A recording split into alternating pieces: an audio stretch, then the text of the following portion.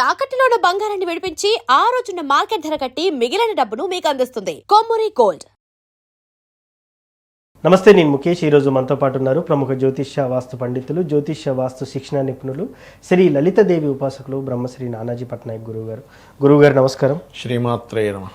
Sir, Kamika Ekadashi రాబోతుంది. ముఖ్యంగా ఈ కామికా ఏకాదశి రోజు చేయవలసినటువంటి విధి విధానం ఏంటి అసలు?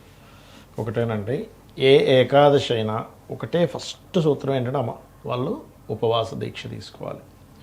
కామికా ఏకాదశికి ఉండే ప్రత్యేకత ఏమిటి అంటే కామ్యము నెరవేరుతుంది. ఒక కోరిక ఉంది, అవ్వట్లేదు, ఎవరు తీర్చాలి? పరమాత్మ అనుగ్రహం కలిగితే మనకు తీరుతుంది. పరమాత్మ అనుగ్రహం కలగకపోతే ఏది తీరదు కదా. ఇప్పుడు మనం చూడండి, రావణాసుడు వీళ్ళందరూ కూడా తపస్సు చేసి ఎవరిని ప్రసన్నం చేసుకున్నారు? భగవంతుడినే కదా. అంటే మనకి బ్రహ్మనో విష్ణువునో రుద్రునో ఎవరినో ఒకరిని ప్రసన్నం చేసుకున్నారు ఒకప్పుడు అంతా కూడా. అంటే దీన్ని మనం నేర్చుకోవాల్సింది ఏంటంటే, నువ్వు తపస్సు చేసి ఆ దేవత అనుగ్రహాన్ని పొందితే నీకు ఏదైనా సిద్ధిస్తుంది. ఇది కలియుగం. ఈ కలియుగంలో నేను నిష్టగా ఏదైనా పూజ చేసుకున్నా కూడా సిద్ధిస్తుంది, నామస్మరణతో కూడా సిద్ధిస్తుంది. ఓకే కాబట్టి ఏకాదశికి ఉండేటువంటి గొప్ప లక్షణం ఏంటంటే, మన ఆ రోజు భక్తి శ్రద్ధలతో వాళ్ళు కనుక ఉపవాస దీక్ష తీసుకున్నట్లయితే ఆరోగ్యము బాగుపడుతుంది, వాళ్ళ కామ్యము నెరవేరుతుంది. అయితే ఈ ఏకాదశి రోజు కేవలం ఏదో తినకుండా ఉన్నాము అని అన్ని వేరే పనులన్నీ చేసుకుంటూ పోతే మీకు పనికిరాదు. అంతే. ఎట్లా అంటే, పేరుకు మాత్రం మనం ఉపవాసం ఉన్నాం, కానీ అందరినీ ప్రతి ఒక్కరిని ఒక రకమైన దృష్టితో చూడడం, అబద్ధాలు ఆడడం, వాడిని వాడు ఎదిగిపోతున్నాడు ఒక కుళ్ళుకున్నంత ఉంటే దేవత అక్కడ ఉండదు అంటున్నా. స్వచ్ఛమైనటువంటి ప్రదేశంలో, నిష్కల్మషమైన ప్రదేశాల్లో దేవత ఉంటూ ఉంటుంది.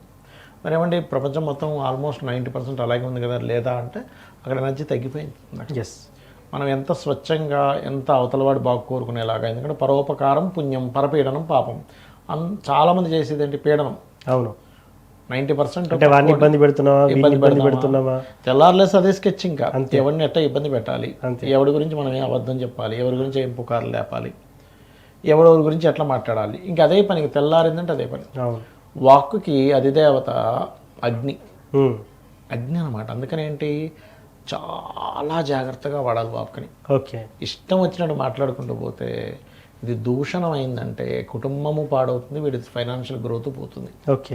అందుకని ఈ వాక్కుని చాలా అదుపులో పెట్టుకోగలగాలి మీరు. అంటే నేను ఈ విషయాన్ని ఎందుకు చెప్తున్నా అంటే, కేవలం నువ్వే పూజ పునస్కారం ఏమీ చేయకపోయినా వాక్కుని గనక సత్యమే మాట్లాడుతూ ఉంటే కూడా నీకు మంచి ఫలితం ఇస్తుంది. అలా అని అవతలవాడు భయపడిపోయేలా సత్యం మాట్లాడాల్సిన అవసరం లేదు.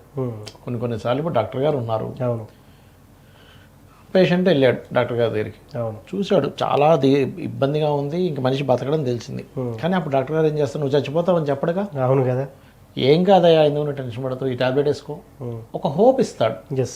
హోప్ ఇవ్వడం వేరు, నువ్వు అన్ని అబద్ధాలు ఆడటం వేరు.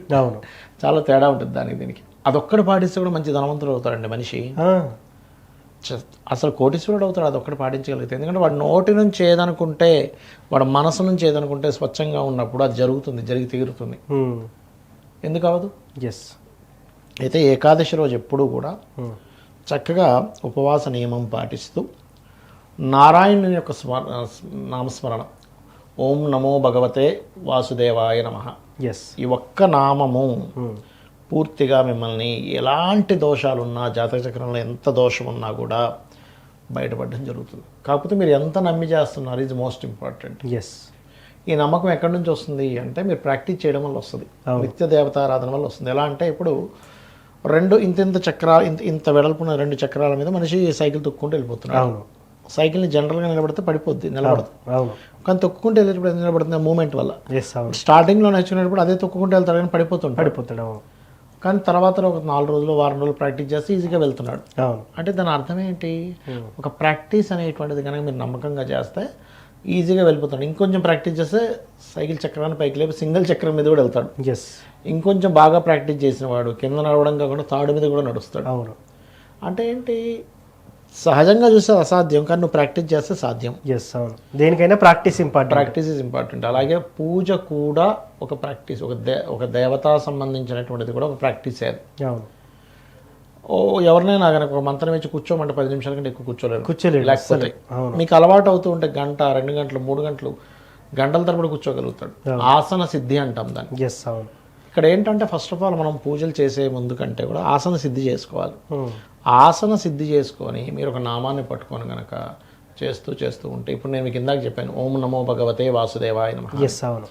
ఆ నామం ఎంత గొప్పదంటే ఆ నామము మూలంగా సర్పదోషాలు పోతాయి. ఓకే. ఇప్పుడు మనకి చూడండి, ఎవరికైనా జాతచక్రంలో ఎక్కువగా మనల్ని ఇబ్బంది పెట్టేదంటే సర్పదోషం. అంటే రాహుకేతు యాక్సిస్లో పడడం, లేదా రాహుకేతు యాక్సిస్లో మొత్తం పడేదాన్ని కాలసర్పదోషం అంటే అది జన్మజాతకానికి పనిచేయదు, దేశకాల పరిస్థితి వాటికి చూసుకోవాలి. సహజంగా సర్పదోషాలు ఏంటంటే మేష వృశ్చిక రాశిలో రాహుకేతులు ఉండడము, లేదా ముఖ్యంగా రాహు ఉండడము, లేదా కుజ శని, కుజా బుధ, లేకపోతే కుజా రాహువు, లేకపోతే రవి రాహువు, చంద్ర రాహు. రవి రాహు అంటే పితృదోషంతో కూడా కనెక్ట్ అయి ఉంటుంది. ఓకే. అదేవిధంగా ఒక్కొక్క కాంబినేషన్ బుధుడు కుజుడు ఇట్లా 8 కాంబినేషన్స్ ఉంటాయి. అవి ఆ యొక్క కాంబినేషన్స్ వల్ల కూడా వీళ్ళకి సర్పదోషాలు ఏర్పడతాయి. సర్పానికి దేని చూస్తే సర్పం భయపడుతుంది? గ్రద్దం చూస్తే భయపడుతుంది. ఓకే. అంతే కదా. విష్ణువు యొక్క వాహనం ఏంటి? గరుడుడే కదా, గరుడ పక్షే కదా. గరుడ పురాణం చదివినా, ఓం నమో భగవతే వాసుదేవాయ నమః మంత్రం చదివినా సర్పదోషం పోతుంది. ఓకే. ఈ ఏకాదశి నాడు ఎవరైతే ఉపవాస దీక్ష తీసుకొని మనసులో అనుక్షణం ఓం నమో భగవతే వాసుదేవాయ నమః, ఓం నమో భగవతే వాసుదేవాయ నమః అని ఉంటే వాళ్ళకి జన్మజాతకంలో ఏ భావంలో రాహుకేతువులు, ఏ భావంలో సర్పదోషం ఉన్న కాంబినేషన్ ఉందో ఖచ్చితంగా అది తొలగిపోవడం జరుగుతుంది. దీంతో పాటు ఎక్కువ సర్పదోషాలు ఉండేటువంటి వారు రావి చెట్టు చుట్టూ ప్రదక్షిణం చేస్తుండాలి. ఓకే. రావి చెట్టు కింద ఉండేటువంటి సర్పాలకి వీళ్ళు వాటర్ పోయడం ఇవి చేస్తూ ఉండాలి. ఖచ్చితంగా బాగుంటుంది. సో మొత్తానికి ఏకాదశి, కామిక ఏకాదశి రోజున ఓం నమో భగవతే వాసుదేవాయ అనే నామాన్ని జపిస్తే చాలా చాలా మంచి ఫలితాలు ఉంటుందని చాలా చక్కగా చెప్పారు. సర్పదోషాలు పోతాయి. రాయి చెట్టు చుట్టూ తిరగడం వల్ల కూడా ఈ దోషం నుంచి, అంటే రావి చెట్టుకి మూలంలో బ్రహ్మ, మధ్యలో విష్ణువు, పైన రుద్రుడు ఉంటారన్నమాట.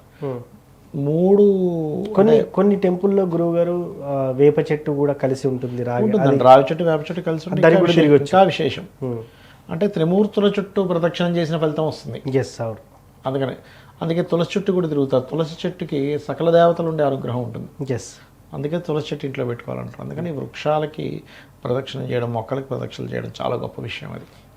సో మొత్తానికి కామిక ఏకాదశి రోజు ఆచరించాల్సిన విధి విధానం గురించి చాలా చక్కగా చెప్పారు సార్. ధన్యవాదాలు. శ్రీమాత్రే నమః.